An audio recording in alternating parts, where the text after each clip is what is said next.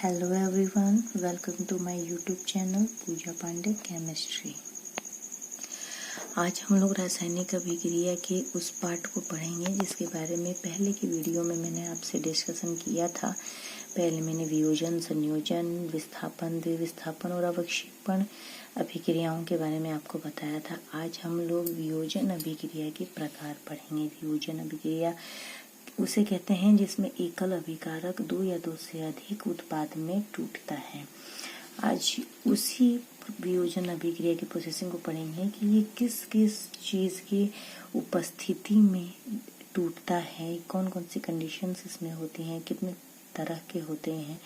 तो यहाँ पे पहला पॉइंट है ऊष्मीय वियोजन, दूसरा वैद्युत अपघटनीय वियोजन और तीसरा प्रकाशीय वियोजन।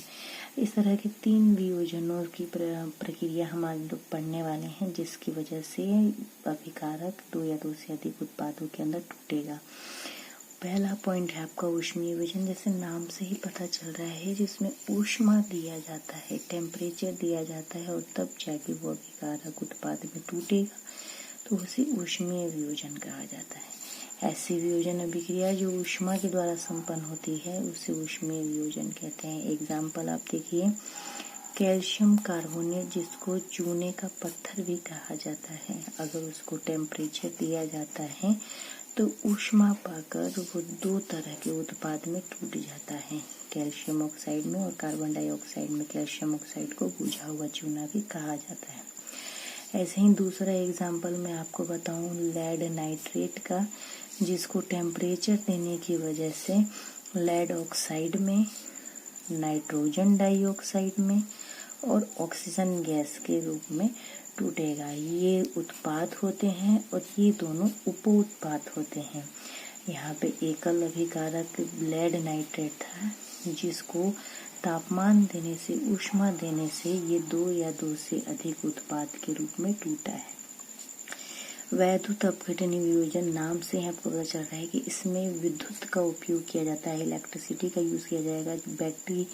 बैटरी से इलेक्ट्रोड डाल के इसमें धारा प्रवाहित की जाएगी, जिससे जो भी केमिकल है या जो भी चीज है तो वो दो या दो से भागों में, दो या दो से ज्यादा उत्पाद के रूप में टूटेगी। ऐसी वियोजन अभिक्रिया जो वैद्युतीय क्रिया द्वारा संपन्न होगी उसे वैद्युत अपघटनीय वियोजन कहते हैं।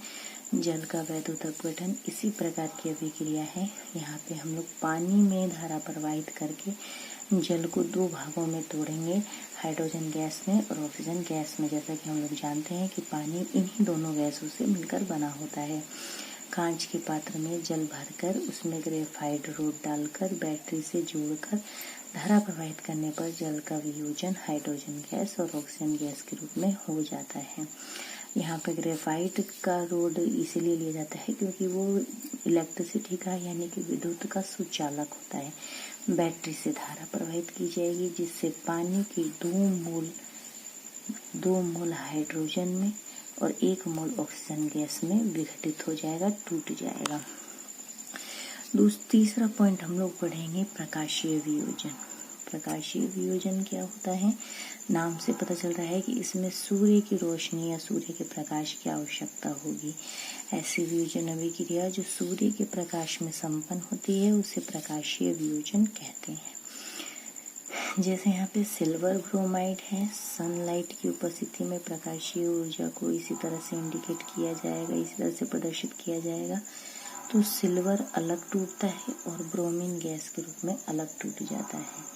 इस विधि का उपयोग black and white photography, Shyam श्वेत, पहले जमाने में जो फोटो खींची जाती थी वो इसी केमिकल के द्वारा बनाया जाता था। नेक्स्ट है सिल्वर क्लोराइड।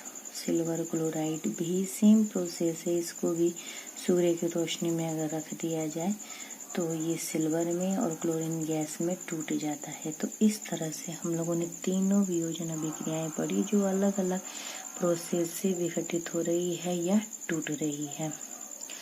ये रिएक्शंस और ये जो भी अभिक्रियाएं हैं उनके समीकरण कैसे बनते हैं, इनको संतुलित कैसे किया जाता है, वो नेक्स्ट वीडियो में मैं आपसे डिस्कशन करूंगी, आपके साथ शेयर करूंगी। इन सारी अभिक्रियाओं में अगर कोई आपको प्रॉब्लम हो या कोई समस्या हो तो आप कमेंट सेक्शन बॉक्स में जरूर बताइए।